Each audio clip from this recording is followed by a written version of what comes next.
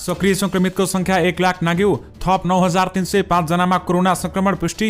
एकै दिन 168 जनाको कोरोना संक्रमणका कारण मृत्यु भयो। प्रधानमन्त्री केपी ओलीलाई पदमुक्त गर्न सांसदबाट राजीनामा दिनुपर्छ भन्दै भीम रावलको भनाई। एमबीबीएस अध्ययनका लागि आयोगले तोक्यो 44,36,000 शुल्क। इजरायलका नेपालीलाई दूतावासले भन्यो साइरन बस्दा झ्यालमा नजानु। गण्डकीमा पृथ्वी सुब्बा गुरुङ पुनः मुख्यमन्त्रीमा नियुक्त भए। आन्तरिक हवाई उडान अर्को आदेश नभएसम्म बन्द। गण्डकीमा राष्ट्रिय जनमोर्चाका 2 सांसद तटस्थ। गण्डकीमा मुख्यमन्त्री नियुक्त पृथ्वी सुब्बा गुरुङले दिए शपथ। काठमाडौँ उपत्यकामा आज थपिए 3,924 जना कोरोना संक्रमित। बीमा कम्पनीका सबै शाखाहरू बन्द गर्न निर्देशन। रवि लामी छानेर विद्यार्थीको परीक्षा सम्बन्धी ठूलो खबर आयो। टेकु अस्पताललाई विद ल्याबको एक्सट्र्याक्सन किट सहयोग। गंगा नदीको किनारमा भेटिए थप 71 बेवारिसे शव। नेपाल पठाउन खाडीमा रहेका नेपालीले खरिद गरे 600 अक्सिजन सिलिन्डर। आत्मसमर्पण क्रान्तिप्रति गद्दारी हो भन्दै घनश्याम भुसालको भनाई। केपी ओलीलाई भारतको साथ यसबारे पुरै जानकारी। निजी अस्पतालले 15 दिनभित्र अक्सिजन प्लान्ट राख्नुपर्ने। संसदलाई कोरोना खोपको दोस्रो डोज वैशाख 31 मा दिइने। सरकारले तोक्यो रेमडेसिभिरको मूल्य प्रति भाइल 4,900 रुपियाँ पर्ने। पहिलो डोज मात्र खोप लगाएकाबाट भाइरस फैलिने जोखिम उच्च भन्दै वैज्ञानिकको भनाई। कोरोना खोप खरिद बारे छानबिन आयोग माग्दै दायर रिट गर्न सर्वोच्चमा दरपिट। पूर्व प्रधानमन्त्री बाहेक नेतृत्वमा नयाँ सरकार बनाऊ भन्दै डाक्टर बाबुराम भट्टराईको भनाई। सुनको मूल्य तोलामा 300 रुपियाँले घट्यो। माधव नेपाल समूहले केपी ओली र जसपाको निर्णय कुर्ने। 100 बेडमाथिका अस्पताललाई आफैले अक्सिजन प्लान्ट सञ्चालन गर्न निर्देशन दियो। राष्ट्रिय जनमोर्चाका गण्डकी प्रदेश सांसद खेम विक्रम शाही भन्छन् मेरो चरित्र हत्या गर्ने कृत्य विज्ञप्ति निकालियो। रेमिट्यान्स 16.5% बढ्यो। विदेशका नेपालीले पठाए 7 खर्ब 29 अर्ब।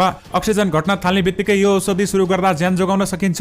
यसबारे पुरै जानकारी। संक्रमितको सब व्यवस्थापन परिवारले नै गर्न पाउने। मलामी 25 जना मात्र जान पाइने। आजबाट फेरि कुन जिल्लामा लकडाउन लम्बियो र कुन जिल्लामा लकडाउन लगाइयो त यसबारे महत्त्वपूर्ण जानकारी पनि आजकै भिडियोमा। दर्शकवृन्द नमस्कार, तपाईहरुलाई फेरि पनि स्वागत छ हाम्रो च्यानल स्मार्ट खबरमा।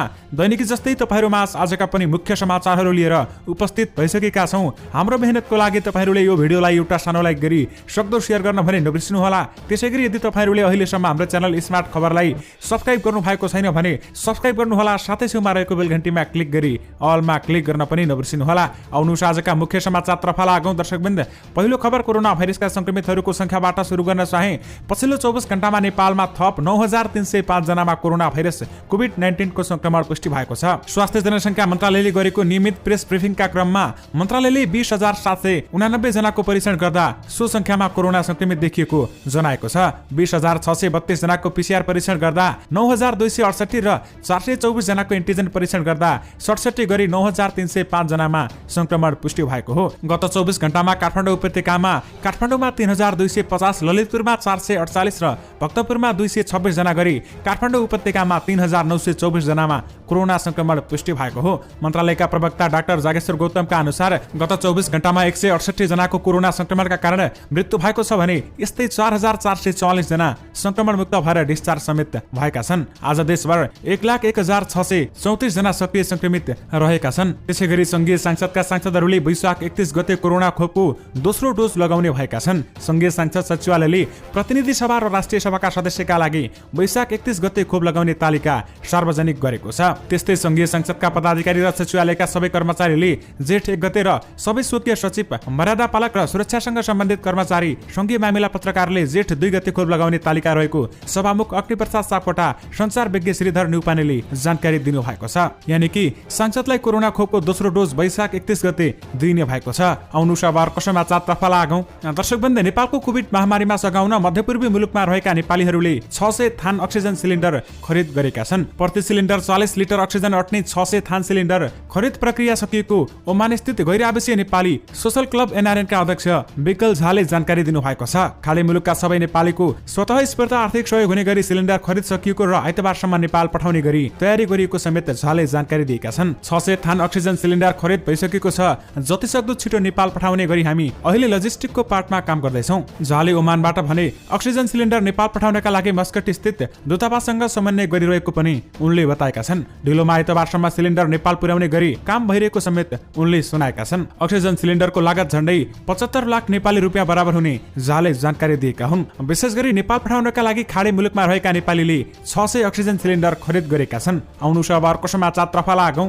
दर्शकवृन्द नेकपा एमालेका नेता घनश्याम भुसालले झलनाथ खनाल र माधव कुमार नेपाललाई गाली गरेर नेकपा एमाले विभाजन गर्न खोजेको आरोप लगाएका छन्। नेपाल कम्युनिस्ट पार्टी नेकपा विभाजन गर्न पुष्पकमल दाहाल प्रचण्डलाई गाली गर्नेहरू अहिले एमाले विभाजन गर्न खनाल र नेपाललाई गाली गरिरहेको भुसालको भनाइरहेको छ। सामाजिक सञ्जालमा भुसालले लेखेका छन्, हिजो प्रचण्डलाई गाली गरेर पार्टी विभाजनको पाप ढाक्ने प्रयास भयो। आज झलनाथ र माधवजीलाई गाली गरेर बाँकी रहेको एमालेलाई विभाजन गर्न खोजिँदैछ भन्दै उनले बताएका छन्। चुनावको नाममा फेरि प्रतिनिधि सभा विघटनको प्रयास भएको तर्फ पनि भुसालले संकेत गरेका छन् भने आज हामी विरुद्ध गरिएका गाली गलौज वा आलोचनाले नेपालमा संविधान जारी हुँदा असफल भएर र विघटित प्रतिनिधि सभा पुनः स्थापित हुँदा दोस्रो पटक पनि असफल भएका शक्तिहरूले चुनावको नाममा फेरि प्रतिनिधि सभा विघटन गराएर हामीसँग बदला लिन कसिएका छन् भन्ने दाबी खण्डन हुँदैन भन्दै भुसालले लेखेका छन्। उनले विद्रोहले क्रान्तिलाई योगदान गर्छ भन्ने प्रश्न नभए पनि आत्मसमर्पण नगर्ने उनले चेतावनी पनि दिएका छन्। आत्मसमर्पणलाई भुसालले क्रान्तिकारीको गद्दारी भनेका छन् भने विद्रोहले क्रान्तिमा योगदान गर्छ कि गर्दैन भन्ने विषयमा इतिहासमा ठूलो विवाद छ। तर आत्मसमर्पण क्रान्तिकारी गद्दारी हो भन्ने कुरा हामीलाई राम्ररी थाहा छ भन्दै भुसालले लेखेका छन्। आउनु छ अर्को समाचार तर्फ लागौं। दर्शकवृन्द, भारतका डाक्टर तथा वैज्ञानिकहरूले कोभिड-19 विरुद्धको खोपको पहिलो डोज मात्र लगाएकाहरूबाट अन्य व्यक्तिमा संक्रमण फैलिने जोखिम उच्च रहेको बताएका छन्। पहिलो डोज खोप लगाएका वा पूर्ण खोप लगाएको पर्याप्त अवधि नपुगेका मानिसहरू भाइरसका सुषुप्त भागको रूपमा रहने र उनीहरूले खोप नलगाएका मानिसहरूमा भाइरस सार्ने जोखिम रहने डाक्टरहरूको भनाइरहेको छ। खोप लगाएको केही दिनपछि नै कोभिडको लक्षण देखिने र परीक्षण गर्दा पोजिटिभ देखिने थुप्रै घटनाहरू पाइएका छन्। डाक्टरहरूका अनुसार यसरी लक्षण देखिएका संक्रमितहरू भन्दा लक्षण नै नदेखिने खोप लगाइसकेका संक्रमितहरू अन्य मानिसका लागि सबैभन्दा ठूलो जोखिमको रूपमा रहने गरेका छन्। खोप लगाइसकेपछि भाइरस लाग्दैन र सर्दैन भन्ने मानसिकता हुँदा उनीहरूले पर्याप्त सावधानी नअपनाउने र सोही कारणले उनीहरूबाट अन्य व्यक्तिमा भाइरस सर्ने सम्भावना अत्याधिक हुने गर्दछ। कोरोना खोप लगाइसकेपछि पनि कोभिड संक्रमण देखिनुका विभिन्न कारण हुन सक्दछन्। इजरायलमा भएको एक अध्ययनका अनुसार कोभिड-19 को खोप पूरा गरेका मानिसहरू सामान्य कोभिड भाइरसबाट सुरक्षित देखिए पनि नयाँ प्रकारको कोभिड भाइरसको संक्रमण देखिएको छ। त्यस्तै खोप लगाउने बित्तिकै मास्क, सेनिटाइजर तथा सामाजिक दूरीको व्यवस्था गर्ने अनि खोप केन्द्रमा खोप लगाउँदा पनि मानिसहरूलाई भाइरसको संक्रमण हुने गरेको छ। व्यक्तिले खोप लगाउने बित्तिकै वा लगाउनु भन्दा केही अगाडि हुने त्यस्तो खालको संक्रमण खोप लगाएको केही दिनपछि मात्र देखिन्छ। अस्पतालमा भर्ना भएका कोभिडका चिकित्सक बिरामी मध्ये अधिकांश खोप नलगाएकाहरू रहेका छन्। विशेष गरी पहिलो डोज मात्र खोप लगाएकाबाट भाइरस फैलिने जोखिम उच्च छ भन्दै वैज्ञानिकहरूले भनेका छन्। आउनु छ अर्को समाचारतर्फ लागौं। दर्शकवृन्द, नेकपा एमालेका नेता भीम रावलले कामचलाउ प्रधानमन्त्री केपी शर्मा ओलीलाई पुनः सत्तामा पुग्नबाट रोक्न आफूहरूले राजीनामा दिनु उपयुक्त हुने बताएका छन्। कांग्रेस र माओवादी केन्द्रलाई बहुमत जुटाएर सरकार बनाउन सकस भइरहेका बेलामा रावलले यस्तो बताएका हुन्। उनले थप राष्ट्रिय हित, पार्टी विधान र अलोकतान्त्रिक कार्य गर्नबाट प्रधानमन्त्री ओलीलाई रोक्न पदमुक्त गर्नु आवश्यक रहेको उल्लेख गरेका छन्। असाधारण समस्याको समाधान गर्न असाधारण पाइला चालिन्छ बुधबार ट्विट गर्दै रावलले लेखेका छन्, त्यसका लागि हामीले सांसद पदबाट राजीनामा गरी स्थिति निर्माण गर्नुपर्छ। यो राजनीतिक नैतिकता र कानुनी दृष्टिले उचित छ भन्दै बताएका छन्। एमालेको नेपाल खनाल समूहका सांसदले राजीनामा दिए कांग्रेस माओवादी गठबन्धनलाई बहुमतको सरकार गठन गर्न सहज हुन्छ भन्दै उनले सामाजिक सञ्जाल ट्विटरमा लेखेका छन्। यानि कि केपी ओलीलाई रोक्न हामीले राजीनामा दिनुपर्छ भन्दै भीम रावलले बताएका छन्। आउनु छ अर्को समाचारतर्फ लागौं। दर्शकवृन्द, घरमा बस्दा बस्दै अक्सिजनको मात्रा घट्न थालेपछि कोभिडका बिरामीले के गर्ने त?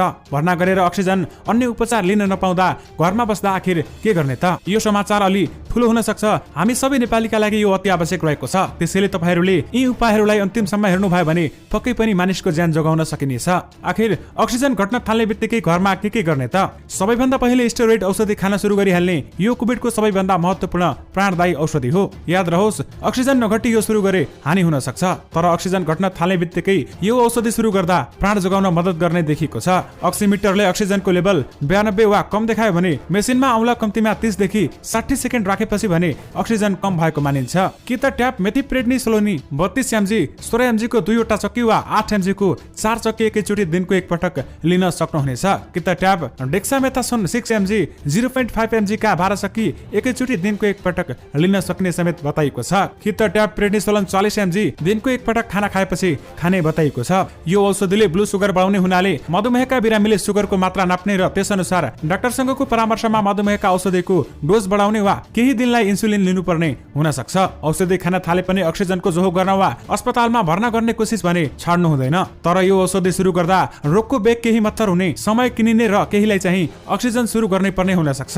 यी औषधि बजारमा प्रशस्त रहेका छन् भने सबैले आफूलाई आवश्यक परेका बेलामा मात्र किन्न गएमा यसको अभाव हुने गुन्जाइस छैन। आवश्यक रूपमा पहिले नै थुपारेर कृत्रिम अभाव भने नगरौं। असाध्यै जटिल बन्दै गएको परिस्थितिमा अस्पताल भर्ना गरेर उपचार गर्न नपाएर छटपटाइरहेका दर्जनौंलाई यसैगरी उपचार गर्न सल्लाह दिनु परेकाले अरू असंख्य मानिस यस्तै परिस्थितिमा भएको आकलन गर्दै सायद नेपाल मेडिकल काउन्सिलका केही नियम तोड्दै लेख्नै पर्ने भएकाले यो लेख्दैछु। यदि तपाईँको शरीर वा तपाईँका कोही आफन्तको शरीरमा अक्सिजन घट्न थाल्ने बित्तिकै तपाईँहरूले यी औषधि सुरु गर्नुहोला र तपाईँहरूले यी औषधिहरू सुरु गर्नुभयो भने ज्यान जोगाउन सकिने बताइएको छ।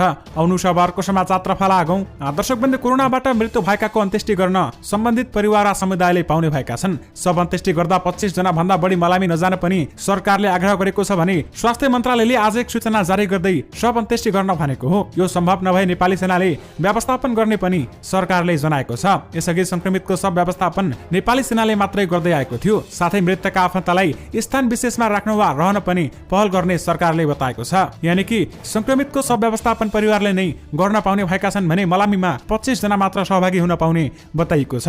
आउनु बारको समाचारतर्फ लागौं। दर्शकवृन्द, सरकारले देशभरका 100 बेड भन्दा माथि निजी तथा सरकारी अस्पताललाई आफैले 15 दिन भित्रमा अक्सिजन प्लान्ट बनाई सञ्चालनमा ल्याउन निर्देशन दिएको छ। बुधबार स्वास्थ्य तथा जनसंख्या मन्त्रालयका प्रवक्ता डाक्टर जागेश्वर गौतमले कोभिड-19 बारे जानकारी दिँदै अस्पताललाई यस्तो निर्देशन दिएका हुन्। मन्त्री हृदय त्रिपाठीको उपस्थितिमा बैठकले 100 बेड भन्दा माथि भएका निजी तथा अस्पतालले 15 दिन भित्रमा आफैले अक्सिजन प्लान्ट बनाई सञ्चालन ल्याएर मन्त्रालयमा जानकारी दिनुपर्ने निर्णय भएको छ। उनले भनेका छन्, यसको सहजीकरण मन्त्रालयले गर्ने बताइएको छ। त्यसैले 10,000 रेमडेसिभिर औषधि सरकारी अस्पतालमा गरिबी विपन्नलाई हुने गरी सामाजिक सेवा इकाइको सिफारिसमा निशुल्क वितरण गरिने पनि उनले जानकारी दिएका छन्। विशेष गरी 100 बेड माथिका अस्पताललाई आफैले अक्सिजन प्लान्ट सञ्चालन गर्न निर्देशन दिएको छ। आउनु अर्को समाचारतर्फ लागौं। दर्शकवृन्द, नेकपा एमालेका वरिष्ठ नेता माधव कुमार नेपाल समूहले पार्टी अध्यक्ष केपी शर्मा ओली र जनता समाजवादी पार्टीको निर्णयलाई कुर्ने भएको छ। सोमबार पार्टी अध्यक्ष समेत रहेका प्रधानमन्त्री केपी शर्मा ओलीले विश्वासको मत लिँदा संसदमा अनुपस्थित भएको नेपाल समूहका स्थायी कमिटी सदस्यहरूको भर्चुअल छलफल मंगलबार दिउँसो भएको थियो। छलफलमा पार्टी अध्यक्ष ओलीको कदम र पहल कदमी हेरेर थप निर्णय लिन नेताहरू सहमत भएका छन्। राजनीतिक परिस्थिति कसरी अगाडि बढ्छ त्यो हेरेर मात्रै थप निर्णय लिने निष्कर्षमा पुगेका छौं भन्दै स्थायी कमिटी सदस्य बेदुराम भुसालले जानकारी दिनु भएको छ। सोमबार प्रधानमन्त्री पदमुक्त भएपछि राष्ट्रपति विद्यादेवी भण्डारीले 3 दिनको समय दिएर संविधानको धारा 76(2) अनुसार सरकार गठन आह्वान समेत गरेकी छिन्। संसदीय गणित अनुसार नेपाली कांग्रेस, नेकपा माओवादी केन्द्र र जनता समाजवादी पार्टी जसपा मिल्दा गठबन्धनको सरकार बन्न सक्छ। यानि कि माधव नेपाल समूहले केपी ओली र जसपाको निर्णय कुर्ने भएको छ।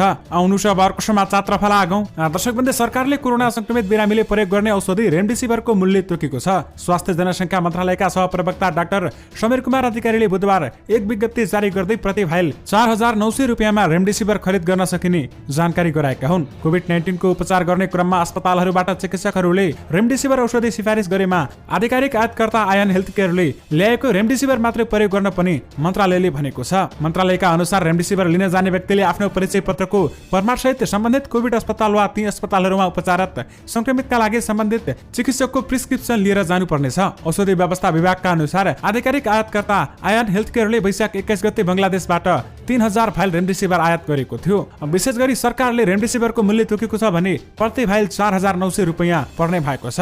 आउनु अब अर्को समाचारतर्फ लागौं। दर्शकवृन्द, गण्डकी प्रदेशको मुख्यमन्त्रीमा पुनः पृथ्वी सुब्बा गुरुङ नियुक्त भएका छन्। प्रदेश सभाका 4 दलको समर्थन रहेको भन्दै मुख्यमन्त्रीमा दाबी पेश गरेका नेपाली कांग्रेसका कृष्णचन्द्र नेपाली पोखरेलको दाबी नपुग्ने भन्दै प्रदेश प्रमुख सीता पौडेलले अल्पमतको मुख्यमन्त्रीको रूपमा गुरुङलाई नियुक्त गरेकी हुन्। प्रदेश सभामा कुनै दलको एकल बहुमत नभएमा र 2 वा 2 भन्दा बढी दल मिलेर पनि बहुमत जुटाउन नसकेमा संविधानको धारा 168 को 3 अनुसार प्रदेश सभाको ठूलो दलको संसदीय दलको नेतालाई प्रदेश प्रमुखले मुख्यमन्त्री नियुक्त गर्न सक्ने व्यवस्था समेत रहेको छ। बुधबार राष्ट्रिय जनमोर्चाका सांसदहरू कृष्ण बहादुर थापा र खेम विक्रम शाहीले आफूहरू कुनै पनि गठबन्धनमा नरहेको र तटस्थ रहेको भनी विज्ञप्ति जारी गरेपछि प्रदेश प्रमुखको कार्यालयले कांग्रेस सांसद कृष्णचन्द्र नेपाली पोखरेलको मुख्यमन्त्रीमा दाबी नपुग्ने निष्कर्ष निकालेको हो। त्यसैगरी गण्डकी प्रदेशको मुख्यमन्त्रीमा पुनः नियुक्त भएका पृथ्वी सुब्बा गुरुङले शपथ समेत लिएका छन् भने उनलाई प्रदेश प्रमुख सीता पौडेलले बुधबार साँझ पद तथा गोपनीयताको शपथ गराएकी थिइन्। गुरुङले वैशाख 26 गते राजीनामा दिएपछि प्रदेश प्रमुख पौडेलले 3 दिनको समय दिएर प्रदेशसभा दलहरूलाई बहुमतको सरकार गठनको दाबी पेश गर्न आह्वान समेत गरिएको थियो। आउनु अब अर्को समाचारतर्फ लागौं। दर्शकवृन्द, सरकारले कोरोना महामारीको नियन्त्रणका लागि मुलुकका अधिकांश जिल्लामा निषेधाज्ञा लम्बाएको छ। सोही अनुसार बन्द गरिएको आन्तरिक तर्फको हवाई उडान अर्को आदेश नभएसम्मका लागि बन्द गरिएको छ। यसअघि सरकारले वैशाख मसान्तसम्म शेड्युल आन्तरिक र बाह्य उडान बन्द गर्ने निर्णय गरेको थियो भने नेपाल नागरिक उड्डयन प्राधिकरणले सोमबार अन्तर्राष्ट्रिय उडानको हकमा मे 31-17 जेठसम्मको नीति तोकेर प्रतिबन्ध लम्बाएको पत्र वायुसेवा कम्पनीलाई दिएको थियो। आन्तरिक उडानको हकमा भने आदेश नभएसम्मका लागि निर्णय भएको प्राधिकरणका महानिर्देशक राजन पोखरेलले जानकारी दिनुभएको छ। महामारीको अवस्था हेरेर सरकारले निर्णय लिन्छ। उनले भने अहिलेका लागि अर्को निर्णय नभएसम्म उडान बन्द हुनेछन्। यसबीचमा चार्टर, मेडिकल तथा कार्गो उडानको अनुमति भने नियमित दिइने भएको छ। दर्शकवृन्द, विशेष गरी अन्तर्राष्ट्रिय हवाई उडान जेठ 17 गतेसम्मका लागि बन्द गरिएको छ भने आन्तरिक हवाई उडान भने अर्को आदेश नभएसम्मका लागि बन्द गरिएको छ। आउनु छ अर्को समाचारतर्फ लागौं। दर्शकवृन्द, इजरायल र प्यालेस्टाइन बीचको बढ्दो द्वन्द्व र आक्रमणका बीच त्यहाँ रहने विदेशी नागरिकमा तनाव बढेको छ। सोही सन्दर्भमा इजरायल स्थित नेपाली दूतावासले नेपाली नागरिकलाई सुरक्षित रहने आह्वान गरेको छ। दूतावासले एक अपील जारी गर्दै विगत केही दिनता इजरायल र प्यालेस्टाइन बीच तनाव बढ्दै गएको र जेरुसलेम र दक्षिण इजरायली क्षेत्रमा सही रकेट आक्रमण भएको समेत बताएको छ। हिजो राति मात्रै गाजाबाट तेल अभिवलाई निशाना बनाई 180 भन्दा बढी रकेट प्रहार भएको जानकारी राजदूत डाक्टर अन्जान साकेले दिएकी छिन्। उनी भन्छन्, यसलाई हामी सबैले त्रसित तुल्याएको छ भने तथापि नातिन तथा सम्भव भएसम्म सुरक्षाका उपायको खोजी गर्न लाग्नतर्फ हामी इजरायलवासी सबै नेपालीमा हार्दिक अपील गर्दछौँ भन्दै उनले बताएकी छिन्। यानि कि इजरायलका नेपालीहरूलाई दूतावासले साइरन बज्दा झ्यालमा नजानु भन्दै बताएको छ। आउनु छ अर्को समाचारतर्फ लागौं। दर्शकवृन्द, चिकित्सा शिक्षा आयोगले एमबीबीएस अध्ययनका लागि नयाँ शुल्क निर्धारण गरेको छ। शैक्षिक सत्र 2077-78 का लागि नयाँ शुल्क कायम गरिएको आयोगले जनाएको छ भने जस अनुसार अब एमबीबीएस अध्ययनका लागि उपत्यकाभित्र 40,23,250 रुपियाँ निर्धारण गरिएको छ भने उपत्यका बाहिरका लागि 44,36,025 रुपियाँ तोकिएको छ। यस्तै आयोगले बीडीएस अध्ययनका लागि 20,19,580 रुपियाँ शुल्क कायम गरेको छ। एमबीबीएस अध्ययनका लागि आयोगले यति शुल्क तोकेको हो। आउनु छ अर्को समाचारतर्फ लागौं। दर्शकवृन्द, कोरोना भाइरस संक्रमणको रोकथाम तथा नियन्त्रणका लागि भन्दै निषेधाज्ञा जारी गरिएका जिल्लाको संख्या 73 पुगेको छ। लमजुङ गए राति 12 बजेदेखि निषेधाज्ञा लागू भएको छ भने भोजपुरमा पनि हिजो राति 12 बजेदेखि लागू हुने गरी गृह मन्त्रालयले जनाएको छ। निषेधाज्ञा जारी हुन बाँकी जिल्लाको संख्या अब 4 मात्रै रहेको छ। मन्त्री परिषदको निर्णय अनुसार कोरोना भाइरस संक्रमणको जोखिम मूल्याङ्कन गरी प्रमुख जिल्ला अधिकारीले निषेधाज्ञा जारी गर्न सक्छन् भने मन्त्रालयका अनुसार निषेधाज्ञा घोषणा गरिएका 72 जिल्ला मध्ये 65 जिल्लामा पुणे जिल्लाभर र 7 जिल्लामा आंशिक मात्रै लागू गरिएको छ। तराई मधेस तथा उपत्यकाका जिल्लामा 500 र पहाडी जिल्लामा 200 सक्रिय संक्रमित पुगे प्रमुख जिल्ला अधिकारीले निषेधाज्ञा जारी गर्न सक्ने व्यवस्था रहेको छ। जुनसुकै जिल्लामा पनि निषेधाज्ञाको अवधि सकिए थप गरिने समेत बताइएको छ। आजसम्ममा नेपालभर 73 जिल्लामा निषेधाज्ञा र लकडाउन गरिएको छ। आउनु छ अर्को समाचारतर्फ लागौं। दर्शकवृन्द, सुनको मूल्य तुलामा 300 रुपियाँले घटेको नेपाल सुन चाँदी व्यवसायी महासंघले जनाएको छ। चाँदीको मूल्य भने स्थिर रहेको छ। अघिल्लो दिन 92,300 रुपियाँमा कारोबार भएको छापावाला सुनको मूल्य आज भने 92,000 रुपियाँमा कायम भएको छ। यस्तै तेजाबी सुनको मूल्य पनि 91,500 रुपियाँमा झरेको छ।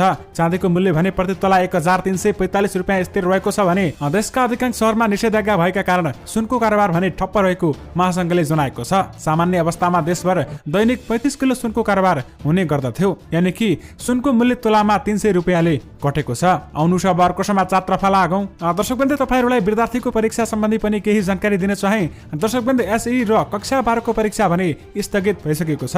तपाईहरुलाई हामीले पहिलेको रिपोर्टहरुमा पनि जानकारी दिइसकेका छौं। हाम्रा धेरै दर्शकहरुले हिजोको रिपोर्टमा कमेन्ट गर्नु भएको थियो, आखिर एसई र कक्षा 12 को परीक्षा हुन्छ कि हुँदैन भनी जानकारी दिनु पर्यो भन्दै कमेन्ट गर्नु भएको थियो। तपाईहरुलाई हामीले पहिलेका रिपोर्टमा जानकारी दिइसकेका छौं। तपाईहरुले हाम्रो च्यानलका रिपोर्टहरुलाई निरन्तर हेर्नुहुन्छ भने तपाईहरुलाई थाहा नै होला, एसई र कक्षा 12 को परीक्षा अर्को निर्णय नहुँदासम्मका लागि स्थगित भएको छ। आउनु छ अर्को समाचारतर्फ लागौं। दर्शकवृन्द, टेलिभिजन प्रस्तोता रवि लामिछानेको नयाँ कार्यक्रम कामका कुरा आइसकेको छ। तपाईहरुलाई यसबारेमा पनि हामीले पहिलेका रिपोर्टमा जानकारी दिइसकेका छौं। उनको कार्यक्रम ग्यालेक्सी 4K टिभीमा तपाईहरुले हेर्न सक्नुहुनेछ। अहिले केही दिन रवि लामिछाने टिभीमा नदेखिने बताएका छन् भने अहिले उनी नेपाली जनतालाई सहयोग गर्ने पक्षमा रहेका छन् र सहयोग गरिरहेका छन्। उनले हेल्प डेस्क पनि स्थापना गरेका छन्। गरिब दुखी नेपाली जनतालाई अहिले कोरोनाको महामारीमा सहयोग गरिरहेका छन्। आउनु छ अर्को समाचारतर्फ लागौं। दर्शकवृन्द, पूर्व प्रधानमन्त्री एवं जनता समाजवादी पार्टी जसपाका संघीय परिषद अध्यक्ष डाक्टर बाबुराम भट्टराईले वर्तमान तथा पूर्व प्रधानमन्त्री बाहेकको नेतृत्वमा नयाँ सरकार बनाउनु पर्ने बताएका छन्। सामाजिक सञ्जाल ट्विटरमा ट्विट गर्दै पूर्व प्रधानमन्त्री भट्टराईले मुलुकको वर्तमान संकट हल गर्न संविधानको धारा 76 को 2 बमोजिम सबै दलको सहभागितामा राष्ट्रिय सहमतिको सरकार बनाउनु पर्ने बताएका हुन्। त्यस्तो सरकारले मुलुकमा वर्तमान समस्या हल गरी 1 वर्षभित्र चुनाव गराउनु पर्ने पनि उनको भनाइरहेको छ। विशेष गरी पूर्व प्रधानमन्त्री बाहेकको नेतृत्वमा नयाँ सरकार बनाऊ भन्दै डाक्टर बाबुराम भट्टराईले भनेका छन्। आउनु छ अर्को समाचारतर्फ लागौं। दर्शकवृन्द, कोरोना भाइरस विरुद्धको औषधि खोप र स्वास्थ्य सामग्री खरिदबारे छानबिन गर्न आयोग गठनको माग गर्दै दायर रिटलाई सर्वोच्च अदालतले दरपिट गरिदिएको छ। वरिष्ठ अधिवक्ता सुरेन्द्र भण्डारीले प्रधानमन्त्री तथा मन्त्री परिषद कार्यालय, स्वास्थ्य जनसंख्या मन्त्रालय लगायतका निकायलाई विपक्षी बनाई दायर गरेको उक्त रिट सर्वोच्चका रजिस्ट्रार नारायण पन्थीले दरपिट गरिदिएका हुन्। यानि कि कोरोना खोप खरिदबारे छानबिन आयोग माग्दै दायर रिट सर्वोच्चमा दरपिट गरिएको छ। आउनु छ अर्को समाचारतर्फ लागौं। दर्शकवृन्द, विथ ल्याबले शुक्रराज ट्रपिकल तथा सरुवा रोग अस्पताललाई 2000 थान एक्सट्र्याक्सन किट सहयोग गरेको छ। किटको अभावमा अस्पतालले पीसीआर परीक्षण स्थगित गरेपछि ल्याबले बुधबार सहयोग उपलब्ध गराएको हो। यसले अवरुद्ध परीक्षण सुचारू गर्न सहयोग पुग्ने अस्पतालका निर्देशक डाक्टर सागर भण्डारीले जानकारी दिनुभएको छ। यानि कि टेकु अस्पताललाई विथ ल्याबको एक्सट्र्याक्सन किट सहयोग गरिएको छ। आउनु शहरको समाचार तर्फला आगौं। दर्शकबन्दी बीमा कम्पनीका सबै शाखा कार्यालयहरू बन्द गर्न नियामक निकाय बीमा समितिले निर्देशन दिएको छ। कोरोना संक्रमणको अवस्था भयावह बन्दै गएको भन्दै समितिले बिहीबारबाट लागू हुने गरी सब शाखा बन्द गर्न निर्देशन दिएको हो। समितिका कार्यकारी निर्देशक राजमरण पौडेलका अनुसार अब 23 गतेसम्म कम्पनीहरूको शाखा बन्द गर्नेछन्। आवश्यक कामका लागि कार्पोरेट कार्यालय खोल्न सक्ने समेत बताइएको छ। यानि कि बीमा कम्पनीका सबै शाखाहरू बन्द गर्न निर्देशन दिएको छ। आउनु शहरको समाचार तर्फला आगौं। दर्शकबन्दी गण्डकी प्रदेशमा राष्ट्रिय जनमोर्चाका 2 प्रदेशसभा सदस्यले आफूहरू नै कुनै गठबन्धनमा सहभागी नरहेको भनी सार्वजनिक वक्तव्य दिएपछि सत्ता समीकरण नयाँ मोडमा पुगेको छ। नेपाली कांग्रेसका सांसद कृष्णचन्द्र नेपाली पोखरेलले मुख्यमन्त्रीमा दाबी पेश गरेको केही बेरमै राष्ट्रिय जनमोर्चाका 3 मध्ये 2 सांसदले आफूहरू कुनै पनि गठबन्धनमा नरहेको भनी विज्ञप्ति निकालेका छन्। सांसदहरू कृष्ण थापा, खिमविक्रम शाहीले आफूहरू कुनै पनि गठबन्धनमा नरहेको र सरकार निर्माणका विषयमा तटस्थ रहेको उल्लेख समेत गरेका छन्। त्यसैगरी राष्ट्रिय जनमोर्चाका गण्डकी प्रदेश सांसद खिमविक्रम शाहीले आफू र आफ्नो पार्टीको बदनाम गर्ने कृत्य हस्ताक्षरमा विज्ञप्ति जारी गरिएको समेत बताएका छन्। आउनु शहरको समाचार तर्फला आगौं। दर्शकबन्दी पछिल्ला केही दिनता गंगा नदीले बगाएका बेवारिसे सब भारतको विभिन्न स्थानमा भेटिन थालेको छ। पैसा नखुलेर कहाँबाट आयो भन्ने समेत यकिन नभएका यस्ता सबहरू भारतको उत्तर प्रदेश र बिहार जस्ता ठाउँमा पर्ने गंगा किनारमा भेटिन थालेको हो। आम रूपमा गंगामा मृत चौपायाहरू भेटिनु सामान्य जस्तै थियो भने तर कोरोना महामारीको बीच यति धेरै बेवारिसे सब भेट्नुलाई भने चिन्ताको विषय मानिएको छ। पछिल्लो पटक भारत बिहारमा अवस्थित गंगा नदी किनारमा बेवारिसे 61 सब भेटिएका छन्। आउनु आजको अन्तिम समाचार तर्फला आगौं। दर्शकबन्दी नेपालको विप्रेषण आप्रवाह अर्थात रेमिटान्स 16.5% ले वृद्धि भएको छ। नेपाल राष्ट्र बैंकले आज सार्वजनिक गरेको 9 महिनाको तथ्याङ्क अनुसार विदेशमा रहेका नेपालीले 7 खर्ब 29 अर्ब 2 करोड रुपियाँ नेपाल पठाएका हुन्। अघिल्लो वर्षको सोही अवधिमा विप्रेषण आप्रवाह 4.2% ले घटेको थियो भने अमेरिकी डलरमा विप्रेषण आप्रवाह 13.0% ले वृद्धि भई 6 अर्ब 19 करोड पुगेको छ। अघिल्लो वर्ष यस्तो आप्रवाह 4.9% ले घटेको थियो। समीक्षा अवधिमा वैदेशिक रोजगारीका लागि अन्तिम श्रम स्वीकृति संस्थागत तथा व्यक्तिगत नयाँ र वैधानिकीकरण लिने नेपालीको संख्या 66.7% ले घटेको छ। अघिल्लो वर्षको सोही अवधिमा यस्तो संख्या 10.2% ले बढेको थियो भने वैदेशिक रोजगारीका लागि पुनः श्रम स्वीकृति लिने नेपालीको संख्या समीक्षा अवधि 55.7% ले घटेको छ। अघिल्लो वर्षको सोही अवधिमा यस्तो संख्या 15.0% ले घटेको थियो भने समीक्षा अवधिमा खुद ट्रान्सफर 14.4% ले वृद्धि भई रु 814 अर्ब 26 करोड पुगेको छ। अघिल्लो वर्षको सोही अवधिमा यस्तो ट्रान्सफर 4.7% ले घटेको थियो। दर्शकबन्दी विशेष गरी रेमिटेन्स 16.5% ले बढेको छ भने विदेशका नेपालीले 7 खर्ब 29 अर्ब पठाएका छन्। दर्शकबन्दी सँगै तपाईहरुमा आजका सबै मुख्य समाचारहरू राखिसकेका छौं। फेरि पनि तपाईहरुमा नयाँ रिपोर्टहरूको साथमा उपस्थित हुने नै छौं। अहिलेलाई भने मलाई बिदा दिनुस्। नमस्कार।